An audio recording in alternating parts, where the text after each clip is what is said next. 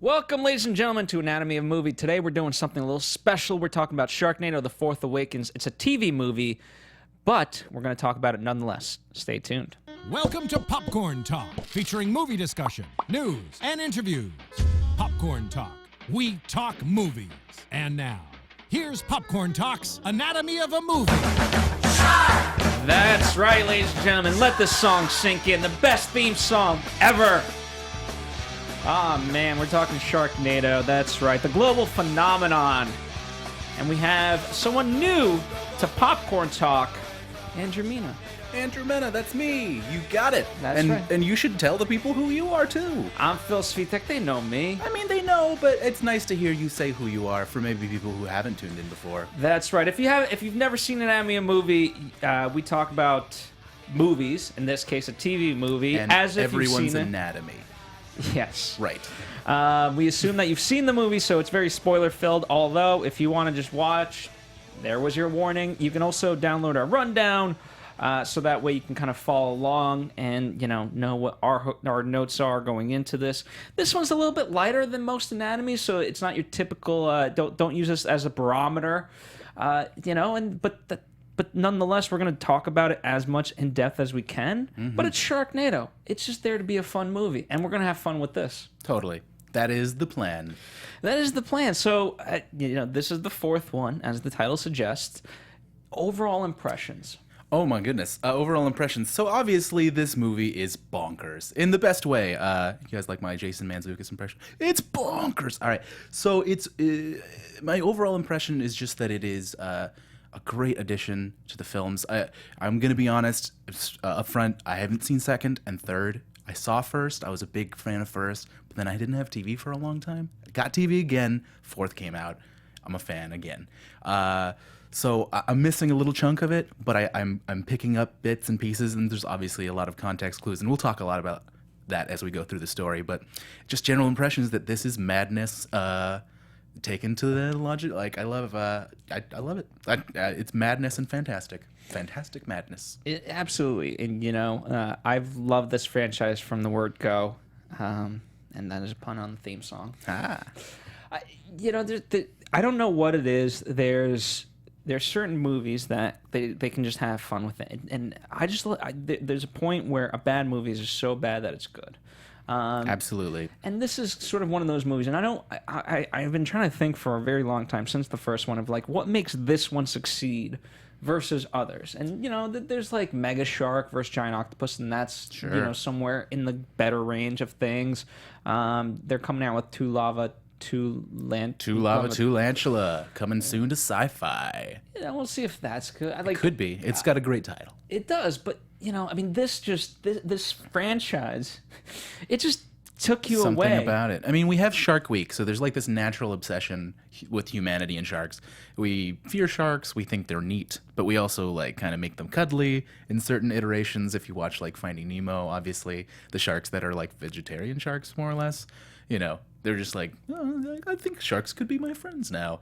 So there's a lot of shark love. I think it's obvious that shark anything was going to be the way to go. Hopefully. I mean, Shark Night didn't do so well, but really? I did like that movie. Shark Night? Yeah. Night of the Living Sharks? No. You gotta go see it. I gotta go see it. I've seen Marisa can attest. She's not, for those of you regular watchers, Marisa Serafini. She's in the booth today. She did not see the Sharknado: The Fourth Awakens yet, but she knows I've seen a lot of sharks. Oh man, she's getting spoilered hard right now. It's all right. I'm gonna make her watch it nonetheless. All right, good. Look, how about this? This is a basic question, and for those of you at home, feel free to answer as well. But where were you on the April Lives, April Dies side? Now, I wasn't there for like when it happened, but I found out about it before I watched 4, so I was fascinated that it was like, you get to decide. And that they overwhelmingly decided for her to live. I was like, that is interesting, because she's such an interesting character, and she seems to care so little that it seems so funny that everyone cares so much for her. As an audience. So I think it's fascinating. I love that she is now an android. That's wonderful. It is madness. We'll talk a lot about that, I'm sure. But yeah, I think that it's fascinating that we got the result we did. The fascinating part for me, and we'll talk about April at more length, but it was very fascinating because there was no timeline set for it. So it was like, okay, you get to vote, but it was like, when is the vote over? Okay. I just thought maybe for like the first 24 hours they would do it, and then we would get the result. But They just let it go on. Yeah, it wasn't. That's crazy. Even Tara herself, we did interview her on Popcorn Talk, and even she herself said, like, for 7 months she didn't know. Wow. One way or the other. And, like, imagine if you're in that limbo. But I also figured that you can have a lot of fun with this in the sense that no matter, even if people decide that she was dead, you just reincarnate her as someone else, much like Landfill from Beer Fest. Sure. Yeah, If there you you haven't go. seen that movie, there's a character who, in theory, quote unquote, dies. And they just bring back his like brother, right? Yeah. He's like, oh yeah, I'm the brother. I taught him everything he knows, something like that. Yeah, and what's great about that movie too is they're like, hey, listen, he explained everything to me. I know all your guys' history, so there's not that awkward getting to know each other moment. And do me a favor, just call me Landfill. Yeah, exactly. And it's like you never lost the character. yeah, it's like, oh, he died, but not really. So I figured, again, with Sharknado being the way that it is, Yeah, that it could have been a way they could have treated it. Totally. yeah. Could have seen that. Another thing, like going into it, the fact that David Hasselhoff, right off the bat, was on all posters and promotion, like absolutely. we left him for dead, but he's not dead. No, he's not dead. He's happily, successfully, like, still the Colonel, still doing, working on projects, Yeah. and being David Hasselhoffy. So there it was. But let's take a quick step back. Thunder 11 is the writer once again. Fantastic name. And people don't think it's a real name, but that's legit. That's his real name, though. Yeah. Yeah, he's a very quirky kind of guy. No, I mean, with the name Thunder, you gotta be. You can't just be Thunder and wear like a bow tie and do counting. It's interesting. I really wish there's on AfterBuzz TV, our sister network. There's a host named Scott Narver, and he does a lot of the wrestling shows, but he does things here and there. And literally, if you put them side by side, between their looks and their personality, they are equal. And for those of you who don't know Scott Narver, it's okay. It's just this sarcastic outlook on life. And never taking things seriously, but being monotone with everything that you say. Sure. To the point that no one can really know if you're being serious, or you're joking, or you're joking at the person's expense. Nice. So like a male Daria. Yeah. Yeah. Sounds good. Sounds like a delightful misanthrope. And the funny part is, Thunder never expected this to be the thing that made him so big. And realistically, all he actually wants to do is direct. So that's what the funny part is to me. Really? Is in that. Yeah, because he was slated to originally direct the first one, and then another project came up, and he wasn't able to. Right? Yeah. Yeah. So you missed out, Thunder, because that was fun in a bun. And you could have done it, but he wrote it, so in a way he had a large hand in like shaping what eventually would be the movie. Yeah, I mean, the largest hand. Unlike most writers, he's so involved because, it's one thing to have to do rewrites and whatnot, but as the movies have evolved, he's of course having to be on set to write little bits for every cameo that comes in. Right, exactly. He has to kind of move on the fly, and like they film some of the cameos like after the fact as well. So he has to write after they've like wrapped on the movie even. So, awesome. He's just putting 110 in for that movie. For the love of the Sharknado, #Sharknado love. And the funny part is like they have no vision for this. We're today's Monday. It's a day after the premiere of it, and to my knowledge, there's not been an official word whether or not a fourth or a fifth that's coming out yet. Oh man, it's got it. I imagine we'll that get it is. there, but it's coming. I imagine that we're calling it right now. But the thing is, it's not like he can plan around that. It's not like he can start like writing and whatnot. I mean, maybe he has some ideas, but every time they've made a new one, it wasn't a guarantee. And they literally just crank these out within a year. And that's the time. And he's always like, I don't know what to write after this one. That's great. How do I get myself out of this? It's like the improv movie. I love it. Yeah. Absolutely. Going on the fly. On the Sharknado fly. No? All right. Didn't work. Thought I had something. Didn't happen. Absolutely. So, you know what? So let's talk story. Yes. Because in terms of Thunder, right? I was thinking about this. He talked about the progression of these movies with us because he came in for when the third one was coming out. Oh hell no. Sure. We haven't had him back since, but he was talking about that Sharknado's opened up a lot of there's a lot of questioning, right? And in the third one, they started to kind of not answer them, but certainly ask those questions. And remember, the best example I can give is when they were in the airplane or in the shuttle, and I forget who exactly asked, but they're like, how can sharks survive in space? Well, how do they survive in a tornado was the rebuttal. Well, but then the fact remains that that can happen and does happen. That there are like instances of raining fish in the world, especially in like India, Australia, and Honduras, as recently as January 2016. So this is the thing that really happens. So the fish totally could survive. The space one is where it like loses credibility. I had a theory that maybe there's like robot sharks. Maybe these are robot sharks. That's why they can survive in space, and why they kind of have these weird, like super hyper aggressive tendencies. Like there's a scene later in this movie where one of the sharks is just chasing a barrel. It's like there's not blood coming out of the barrel. You definitely cannot smell anything like within. How do you know there's a child worth eating in that barrel, shark? Yeah. I don't trust you. I think he smelled it. Nah, it wasn't just a barrel. Android sharks, calling it now. It's been a plan all along, and that's why they're having a hard time stopping them. They're full of blood. They're excellent copies, but they're not real sharks. That's why Ian Ziering can take a shark by the tail and whack it against a tree like it's a unruly rat or something. Yeah. I mean, I did.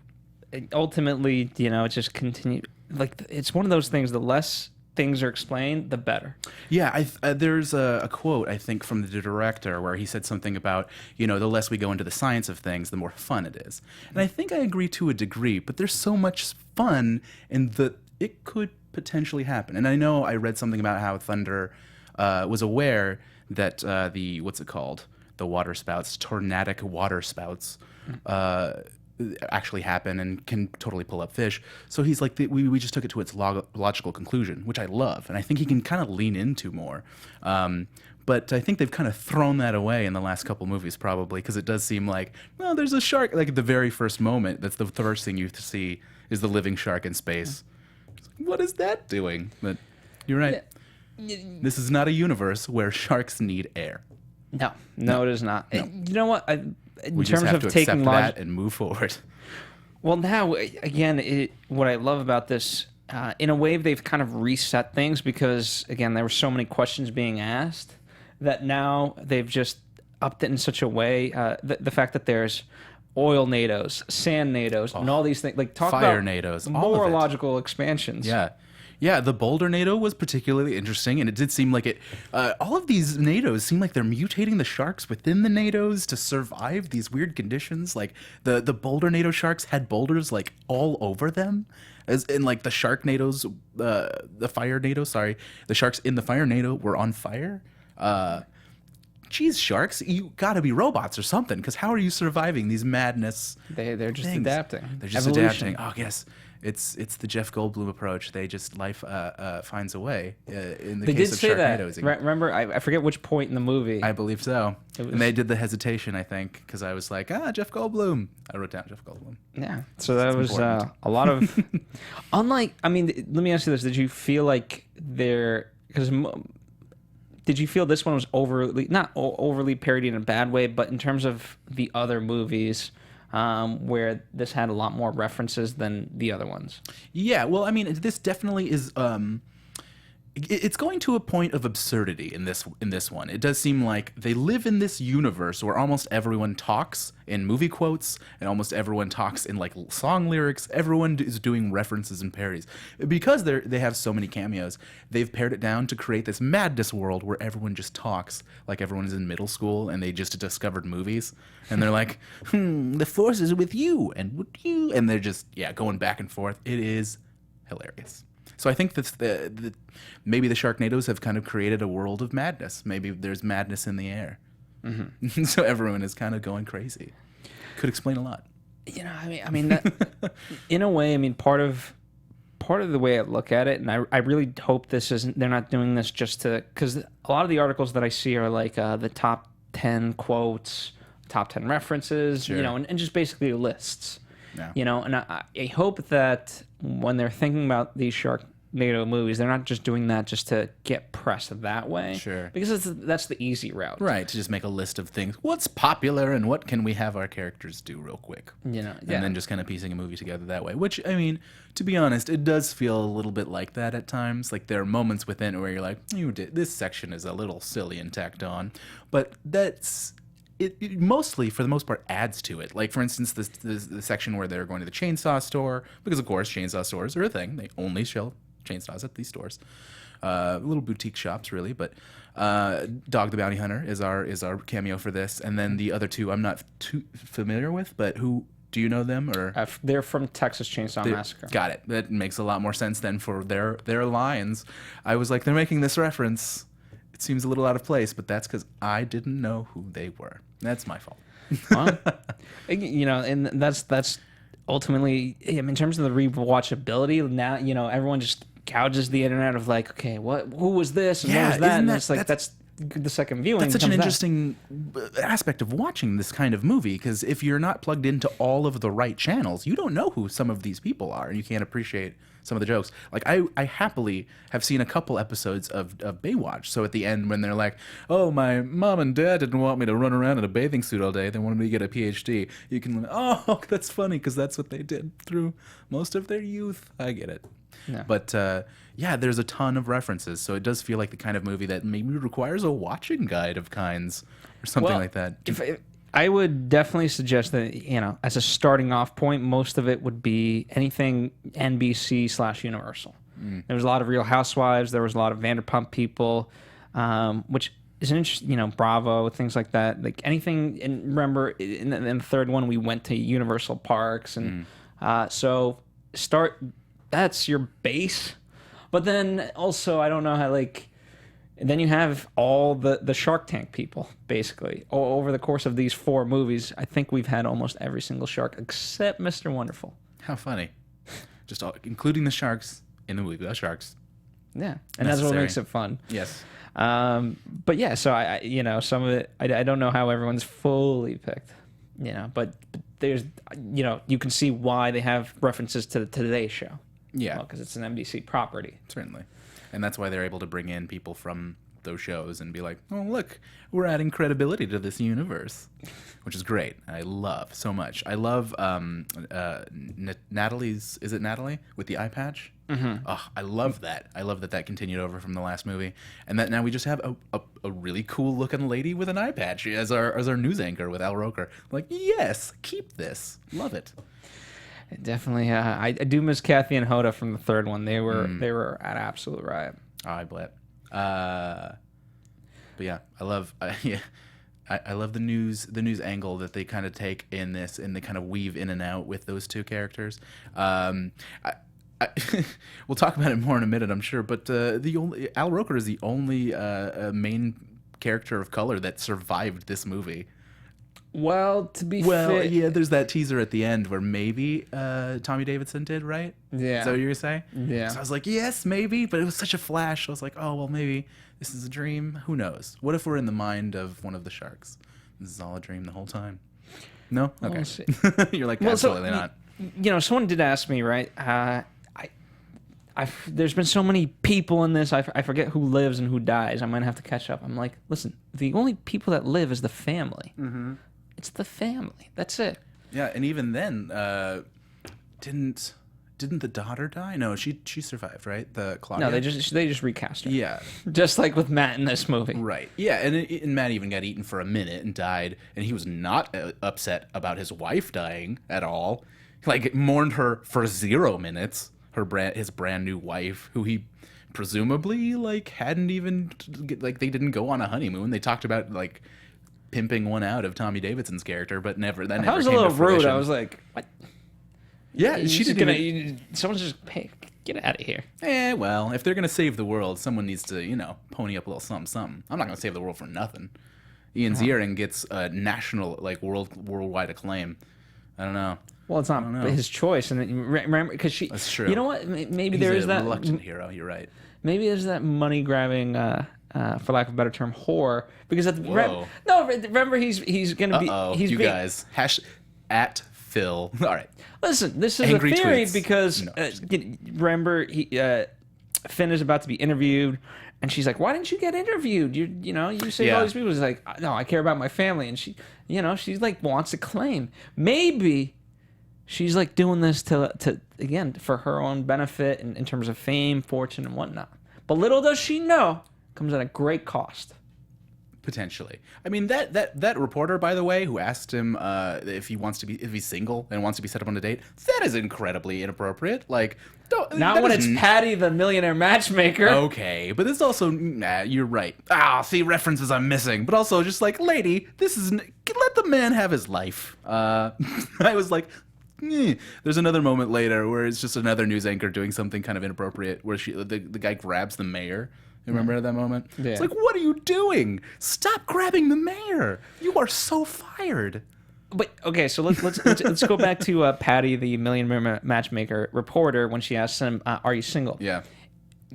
It serves on multiple purposes. One, that obviously it's just funny if you get the reference, whatever. Yeah, if you know who she is, you are extremely appreciative. But in a weird way, right? You know how you have to kind of get X-Pause out? Mm-hmm. This is just a nice reminder that he thinks his wife is dead. Yeah. And in no other movie could that work in this way, except for Sharknado. I'll give you that, definitely. And I think, so they're like, okay, well, it solves all these things. Let's just do that. Yeah, it totally set up for me, like, how he feels about the death of the wife and, like, how the family has been affected by it. Because you do get the sense that he and his son are, like, totally trying as hard as they can. Like, he's trying as hard as he can with his son. He does that hilarious, like, I'm carrying you around my back thing that dads do.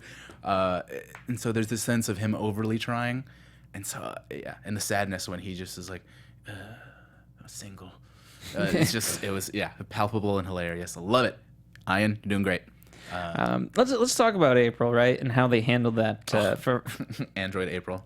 Android April. Yeah. She's she's declared dead, but then Gary Busey, her father, he creates the cyborg. His illegal technology or his covert technology. I don't know if it's illegal or just hush hush or whatever, but uses it to create cyborg daughter, save her life, or revive her.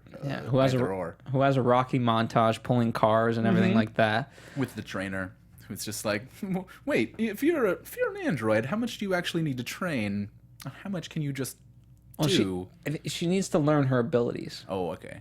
She needs. That seems like if she has inputs, maybe they should just figure out how to load it on a disc. Just upload. All right, karate. Wow, this isn't the Matrix yet. I mean, but it could be.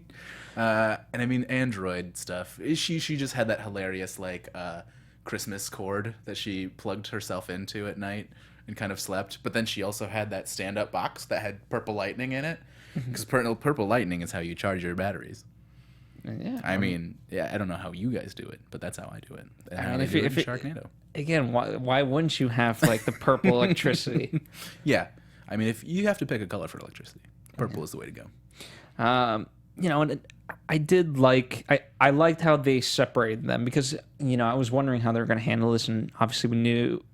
Well, once they started promoting it, we knew that it was going to be 5 years in advance of the last one, and so I was like, okay, well, if she lives, then obviously you can just have her kind of be with the family. But it was great that they sort of separated them. Yeah, and gave them an emotional moment to come back to, and discoveries to be made together mutually and stuff. That was fun and interesting. Which is, it sets up. This is why, in some sort of way, even though it's like another sequel, it is almost like a reboot, because that's what the first one was about. They started separate. They were separate. Very true. Yeah. And then they came together. It's always about coming together. It's the way to do it. What I really loved about her also as an android was that she always looked like she ran quite a bit in this movie. At no point did she look like she wanted to be running. It was great. She looked like someone who just got told that she had to run a mile, or had to run 2 laps before she could go to the pool in phys ed, and it was just like, it was adorable. She just did not want to run at all. It was super cute, especially because she's an android and she has the power to do anything. So she still kind of just has that Tara Reid meh. Well, what I liked, speaking of you have the power to do anything. So literally anything. Remember, she's kind of she goes and saves the kid. This is in San Francisco when she gets David Hasselhoff and the daughter carries the Yes. super cool old car, like Superman 1 comic style. Exactly. But to save the kid, instead of like, because she could have easily just run over the hood of that car, but instead she jumps on the hood and does a flip. Does this flip? Yeah. Why? Just because. It's a very like old like 60s like what's it called, the $60 million man, like very silly, like oldish, slow-mo-y kind of roll flip. It's great. It is so much fun, you guys. That's my preferred method of action. It was just very like shing shing shing shing shing shing, like the hilarious. Yeah, it was great. Fantastic is the point. I agree. And obviously then the whole reference. I mean, there were so many Iron Man and Terminator references. I'm Iron Man's wife. Yeah, that's the easiest way for her to be like, kid, seriously, just trust me and get out from under this car. Yeah. So I thought they did a fantastic job with them, and again, I think they just brought them together in that nice way. One of the best lines of the entire movie. There's the added bonus of like guilt, right? So in the first one, Finn is trying to make amends with his family between Claudia and Matt. In this one, she's trying to make amends with her family in the sense, especially with Gil, who says, "My mom's a shark, not a robot." Yeah, like being a robot isn't infinitely cooler than being a shark. Like, I'm gonna take sides here. Robots are cooler than sharks. Sorry. Hashtag unpopular opinion. The bigger question for me is, who gave this thought in his head? Yeah, at what point did he just like decide that his mother was a shark? And who was like, no, your mother is... They never corrected him. Like, he shows them a drawing early on where it's like, mommy, dad, and then mommy in this drawing is a shark. No, David Hasselhoff isn't like, honey, no. Like, he just is like, sure, kid. He's a very doting grandpa. Did no one take this kid to the hospital when she was there for 4 years? I mean, be like, this is mom. I mean, even as a 4-year-old, you have some semblance of like, oh yeah, mommy was in a bed all the time or something. You're not just going to be like, I think she's a shark. Pretty sure. I loved how he knew right away. He's like, hey, mama, the fact that she's a robot, like, nothing gives her away that she's a robot. Yeah, she just unzips her cat suit, and then she's just got kind of like a little panel with like little flashy bits right there. No. Just like, yeah, this is because I'm a robot. They lit up Ian's earring pretty well. Yeah.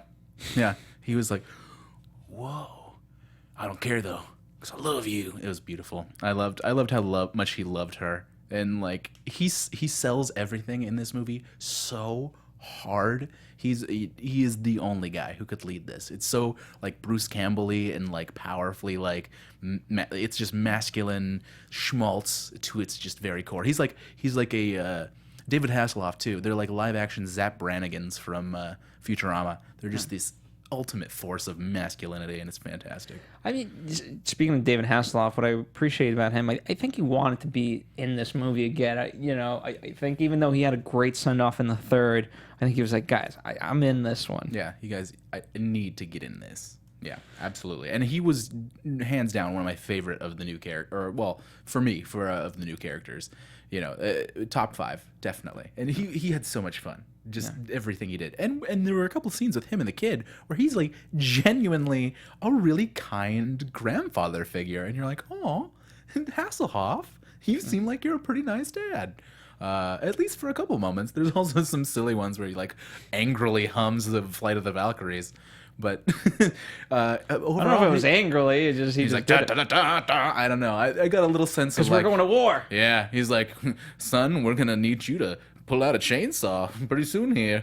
That's the way of this clan. It seemed like at least. Everyone's got to pull their weight in the Shepherd family. It's true. You don't just get a freebie. They got to cut their weight in sharks. That's the way of the clan. So speaking of that, one of the things that I've been noticing is that the war. There's some people who see Finn Shepard as a savior, and this might be going way of Batman, a la Dark Knight. And you either die a hero or you live long enough to see yourself become a villain. Uh-oh. Where it's like, I don't know what the final like. I want to get it. We'll talk about it more when I give my thoughts on what the 5th movie could be. But I think they've been setting this up really nicely for Finn to either just be this shark magnet or not. Stacey Dash, the mayor of Chicago. Yeah. She obviously thinks She knows what's up. I think she's onto something, because there were no Sharknados for 5 years. Let me know if you agree with this. There were no Sharknados for 5 years, and Right. you think maybe it's Asterix. No, it was because for me he was living in Kansas, and now as soon as he goes to Vegas, all hell breaks loose. Yep. You got too close to an ocean. Sharknadoes happened. I think you're right. I mean, I think there's something essentially about that we have to find out in Sharknado 5 or beyond about why these Sharknadoes constantly chase Ian Ziering. Ian Ziering is or Finn Shepard. Ian, Finn, Fionn? Is definitely a magnet for sharks in some manner. He's got to be some sort of shark chosen one, some shark whisperer. I think he gets called. Doesn't Tommy Davidson call him the shark whisperer? Yeah, exactly. So he is, for all intents and purposes, and for maybe no fault of his own, the shark whisperer. Maybe there's something in his past that involves him, like in a Wolverine-esque way, like a Harry Potter, Voldemort. Like he speak whatever the snake language with the god is. of sharks or something. Maybe, who knows? I just feel like either it's. I don't think it's magical. I don't. I think because I think it's going to be magic science, right? Which is what sci-fi ultimately is. That's true. That's true. Magical science. Okay. Yeah. Magical science. I'll accept that as an answer. I think we can move on from that then. So I don't know. I just feel like it keeps getting brought up, and that's the way it's headed. No, I think you're right. I think that that is the only way to make sense of this. Like, there's a wizard out there in 5, the Shark Wizard, and he's been combining sharks with tornadoes to make him more powerful. He's taken over Earth one little bit at a time. Finn Shepard is our only hope. That's right. Maybe that could be what Sharknado 5 is. So let me ask you this: in terms of the new characters, who did you like the most? And it could be a simple cameo, or it could be an actual character like Tommy Davidson. Yeah. So I mean, Tommy Davidson first and foremost. Oh my gosh, Tommy Davidson! Everything he said was hilarious. He like just masterfully was this character. There's a moment he walks into one of the buildings, and a metal detector goes off. And someone's like, "Hey," and he goes, "What? I own the building. Come on," or whatever. It's just there's so many great moments that I'm sure. Part of many of them had to be improvised. They were just so snappy, or if they were well done thunder, they were written very tightly. So either way, it was just such a masterful, fun character. I was so upset when I thought he had died. I was like, no, not Tommy Davidson. I love him too much. Save Tommy Davidson. He's important to us. And he does. He comes out. He comes back. He has a little flash moment. So I'm hoping that he has a larger part, because I enjoy him too as this like wannabe Tony Stark-esque character who like has the money and the resources and is trying really hard, but maybe doesn't necessarily have all the manliness to be the guy in the suit. Does that make sense? Well, I think he's doing it for the wrong reasons. You know, his motivation is always like, you used to be the guy now. Like, when I say the Sharknadoes are over, they're over. It's up to me, and he has this god complex. I think so. You're probably right to a degree. I think he was trying as hard as he could to not be a jerk when he was jumping out and giving Ian Ziering like, "No, dude, I'm gonna do this." I felt at least like it was less like, "This is for you, dude. This isn't for me." I was hoping. It was my impression, but I can see how it might have been the other way, and he's just like, "Bro, step aside. It's time for the Tommy Davidson show." So either way, squirrel suit. I'm kind of and I make this look good because everyone speaks in quotes. But yeah, he was definitely one of my favorites. One of my other favorites, Gary Busey. Fantastic. I can't get enough of Gary Busey. He was so delightful and so fun, and one of the most intensely believable characters when he would just during the movie. He was like one of the people that I thought sold it the hardest, and I was just very happy. Well, what was interesting, the way Hasselhoff says it, and I think him and Anthony Ferrante, actually I forget which one, but the director, right? Anthony Ferrante. In terms of Gary, they actually confused them. He was like, "Wait, I need an explanation. What's going on here?" And they're like, "Gary, stop thinking about it. Just improv. Make up your own stuff." And he's like, "Okay." And then that's how they got what they needed out of him. And there was also moments, because Gary can be Gary, that they were like, "Okay, Gary, we have 15 minutes to shoot this. If we don't get this, it's not going to be in the movie. And then boom, he just starts getting it. Just does the thing. So he can definitely concentrate when he needs to. He has to, yeah. But when he doesn't, he doesn't. Yeah. There's a moment I want to talk about with him where so he's told them that the mother is dead, that Tara Reid is dead, which, okay, that's not very nice of you. It's a messed up thing to do to a family. But he also says when they're like, we have her ashes on the mantelpiece, they're like, oh, that's your dog. Those are the ashes of your dog. Did he kill their dog? Is Gary Busey a dog murderer? Not the character from this movie, Gary Busey. No, that was such a weird out of left field. Wait, what? Moment for me, because he does seem kind of. I mean, I guess he would do it if he wouldn't tell the family that they would be alive. He might murder a dog, or maybe the dog died and he took out the body and cremated the. It's just either way you slice it, you dice it. Yeah. It's not good. It's not a great favorable thing. So yeah, I could see that. Yeah. One of the things I did like, there's everything that I like, but Hasselhoff is obviously in the movie, and then both of his girls are in the movie. Taylor Ann and I'm blanking on the other girl's name, but in terms of Taylor Ann, she's also on Rich Kids of Beverly Hills, and literally all the Rich Kids of Beverly Hills made it to this pretty much. Really? Or should I say, I mean, what? Okay, so let me back up because I know I'm going to get like slaughtered for it if there are actual. To me, Vanderpump Rules and Rich Kids of Beverly Hills are so intertwined that I think of them as one and the same, and perhaps they're not. But I also know that they all kind of travel in the same circles at this point, and so like a lot of the Vanderpump Rules people that are there, like Stassi and whatnot, and Jax, I think are because of that connection. I see. And it's also an NBC property, so that helps. Yeah, they're all kind of in the same circles. That does make sense. Well, cool. And I liked what a fun moment for Kim Johnson and her now boyfriend Robert Herjavec to be in the same scene. Oh, who? So Who were they? So they were Dancing with the Stars partners. She's a dancer. He's the shark tank guy, and in the movie he plays one of the supervisors that gets yelled at.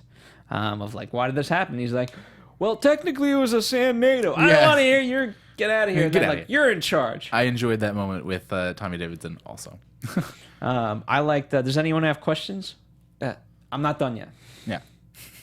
Yeah, I'm not done here. Does anyone have questions? I'm not done yet. Yeah, fantastic. He was just such a powerful character.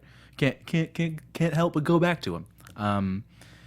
My last favorite character, because I have a top 3, 100%. Gilbert Gottfried. I would watch an entire movie of Gilbert Gottfried, the storm-chasing screamer. What was his name again? Ronald McDonald. Yes. Yeah, it was Ronald McDonald. I was like, you guys, just going for it. I wonder if he picked it. I don't know. Or like McDonald's was secretly like a sponsor. Maybe. Because I mean, they did have Xfinity. There was a lot of Xfinity commercials, right? Yeah. However, there was also like something that flew by, and for like about 2 seconds, it just said Xfinity on it because it was like some plate or some paper. Interesting. So subliminal. Yeah. Yeah. Well, sometimes somebody's got to pay for this movie. That's true. This movie doesn't get made on its own. No, it does not. No, it doesn't. And you know what? I don't mind when they do those cheesy type of, like, imagine if like they were all like, hey guys, now that the shark's over, why don't we drink some nice whatever the soda might be. Yeah, some nice Diet Coke or whatever. Yeah. Not sponsored by Diet Coke. You know what? This isn't a new character, but I thought Ryan Newman as Claudia, the fact that she's working with David Hasselhoff, and I thought they had good chemistry together. They were fun, yeah. And there's that moment where he makes like a Star Trek reference, the Boldly Go, and then she's like, "Star Wars, really?" And I thought that was really cute. And he legitimately seemed upset when he was like, "No, it's Star Trek." All right. Anyway, let's move on. And I like what's also funny is the fact that it not only, again, there's these quotes that you have to get as an audience, like the "I make this look good." Yeah. But this is like calling attention to it. Yeah, exactly. in calling it out. Also calling it out, he also says we have movies for you to see. Like there's work to do, and then he says there's movies for you to see, which implies that he doesn't watch the Star Trek show. He only cares about the Star Trek movies, which I also think is hilarious. David Hasselhoff in this universe only watches the Star Trek movies, but he thinks they're very important. They are. He's not wrong. Very important indeed. So, I thought they did good. Why was Drew Pinsky the pastor? Yeah, and why were Dr. they Drew. getting married up in space, or not in space, but in the airplane? Yeah. That was absolutely ridiculous. Oh gosh, I liked Gabby as a character. I was really excited for her to be there. I was really, really bummed that she died so needlessly. Like, it was just so, like, she wasn't defending anyone, really. It was just like, oh, she didn't go inside for some reason. Oh, no, she's gone. I felt like that was the way that almost everyone who had a name who died. It was like, oh, okay, they're gone. Yeah. Just kind of a descending, like, oh. What did you think of the cousin? The cousin. Gemini. I thought Gemini was cool. I kept confusing Gemini and Claudia. Just because I thought that, well, not when they were separate, but when they were finally put together in the couple end scenes, and I thought she was cool. I was hoping that she would do a little. Oh, she kicked the shark, which I thought was great. She used mega kick, which was fantastic. After a shark slaps her, which happened immediately after Gabby is smashed to death by a shark, and then a shark just lightly slaps her across the face with its tail. It's like, come on now, how strong is this Sharknado? Anyway. I was upset. I was like, how dare you murder Gabby and then be like, but for this girl, it just lightly slaps her in the cheek. I no did enjoy respect for Gabby. I did enjoy her, and what I kind of liked about this is we have the core family all the time, and then we kind of bring in these ancillary, people like a Gemini. We've had brothers before, we've had the best friends and whatnot, and so it's just a great opportunity to kind of get someone a lot of screen time, but that may not necessarily want to be in for the next sequel, one. Certainly, I get that, and I mean, I think they can do that a little bit more with the extended family of the Shepherds, and they kind of do, obviously, by adding David Hasselhoff and the rest. Cheryl Tiegs. Yeah, exactly. Who was really fun. I thought she was great as the mom, right? Mm-hmm. Yeah, I thought she did a great job. I think that. There's a lot of chance for more friends to come in, because it does seem like they have a pretty short shelf life. No friends really stick around for the long haul. No, Unfortunately, they can't. You can't stay close to Finn Shepard and live. That seems like the kind of theme. Let me ask you this too. So Steve Guttenberg's in this, and he's the friend who gets called upon. It's a great cameo. It was, but is there going to be a crossover, because it's the Lava Lantula that he's making a reference to, right? Is that the movie that he just did? Did the car make an appearance in that movie? I don't know. I haven't. Or is it a real reference to the movie Christine? I haven't seen Lava Lantula, okay. But I think it was double. I think it was a reference to Christine as well as that, and To Lava, To Lantula is coming out soon. Maybe there's gonna be a crossover universe, some Christine usage. Oh yeah, that too. What do we call this? The Marvel has MCU. What is this? The SYU. SYFY. The SYFU. SYF. That seems rude sounding. The SYFU. Hey, SYFU. Yeah. So yeah, that's what we'll call it. #SYFU, the universe that all of the sci-fi movies live in. I'm willing to believe that. I think that's canon. Yeah.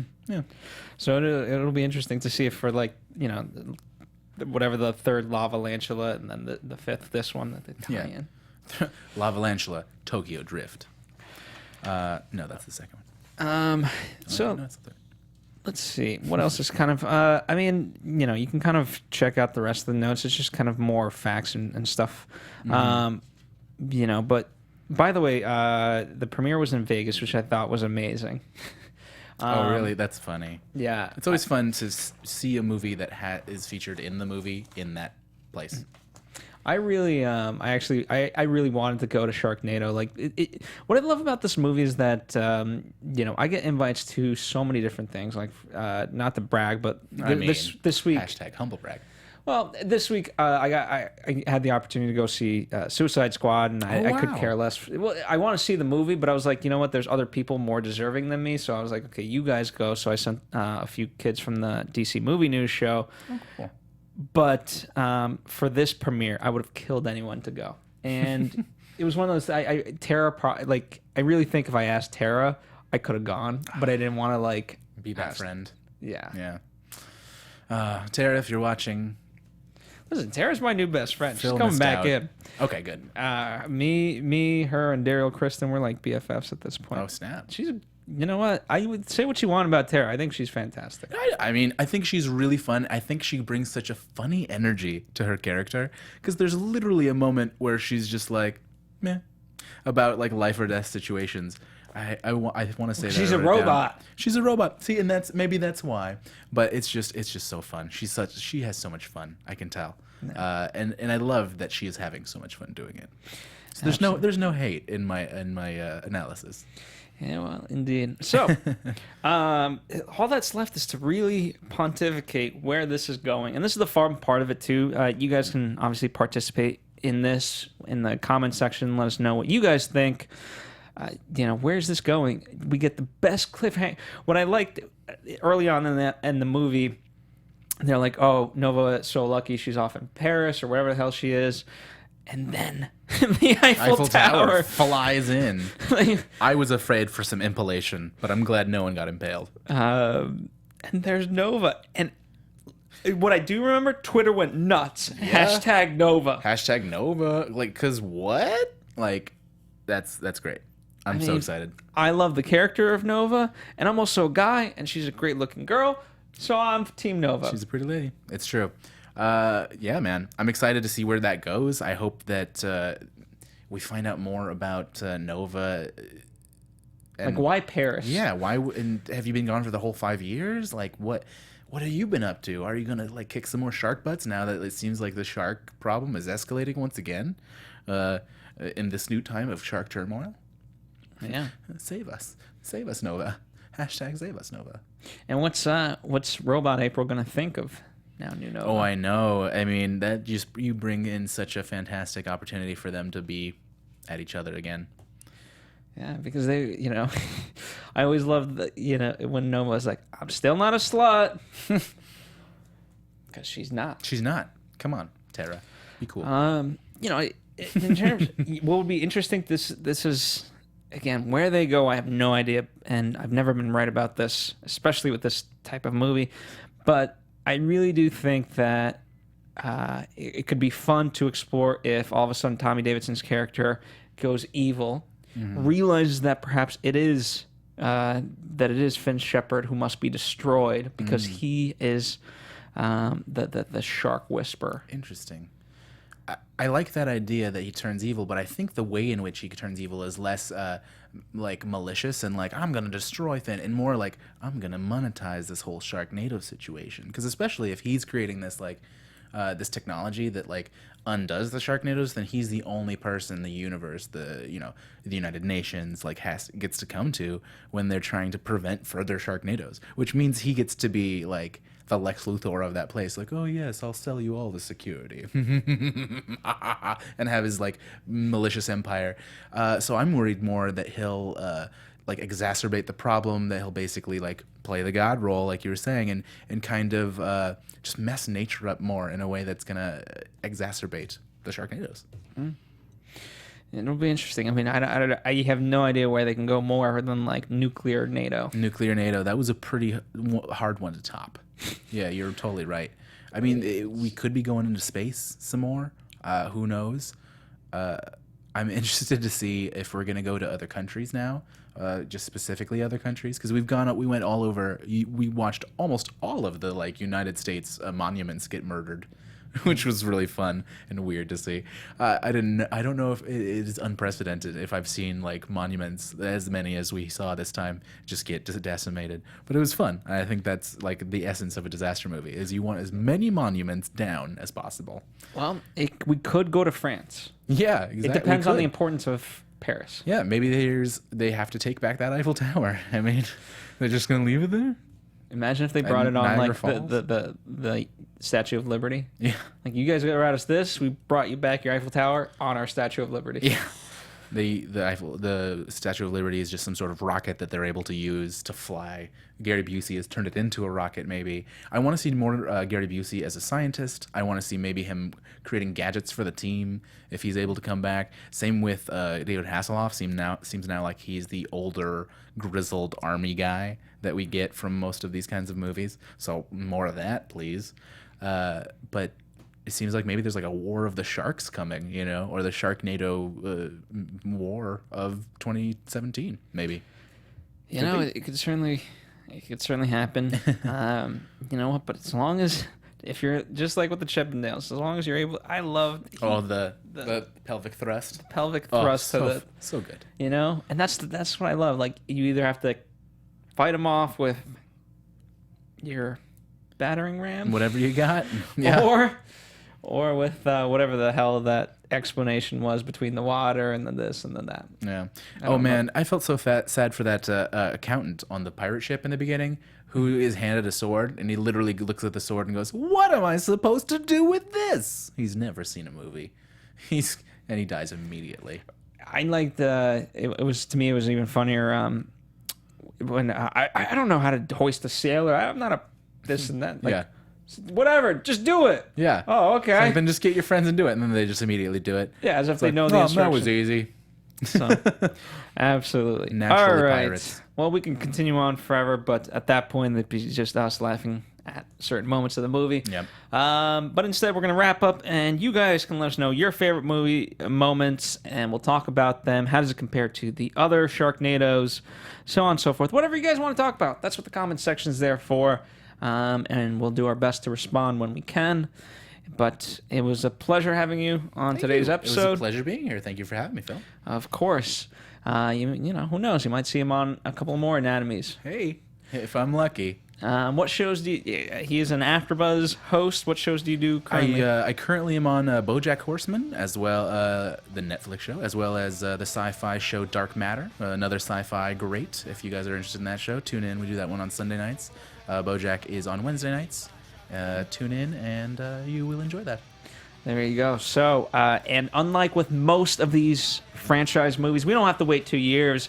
I promise, I would be willing to bet $100, but if I lose, I don't want to give it away. Okay. That there's going to be a Sharknado 5. I really do. And the good news is we know that's going to be coming in 2017. So we just have to wait a year. That's the fun part about this. We always get another one. And we'll get there. But I do think in some weird way, I think the 5th one, I don't know if I would be ready for 6 and 7. I think, I think the 5th, we've culminated to, like, things have to be answered in the 5th. I hope so. It remains to be seen. I think we've set up a lot of great things. I hope we do wrap it up in the 5th, but if not, maybe we will be able to do one more. Like maybe one more. Maybe. I don't think more than... For me, I don't think more than 6 Over would work. 6 might be too many, but we'll see. We'll see. Yeah. So, all right, guys. We'll see you guys next time on another Anatomy of Movie. We've got Jason Bourne coming up. We've got Sausage Party, War Dogs, Bad Moms, so on and so forth. And by the way, last year we did Sharknado 3, so definitely check that out. Check out the interview with Tara Reid we just did on iTalk. And as well as our last year's interview with Thunder Levin. So definitely check those out. We'll see you guys next time on Anatomy of a Movie. From producers Maria Menounos, Kevin Undergaro, Phil Svitek, and the rest of the Anatomy of a Movie staff, we would like to thank you for listening and subscribing to the show. If you have any questions or comments, feel free to email or tweet us. I'm Sir Richard Wentworth, and this has been Anatomy of a Movie.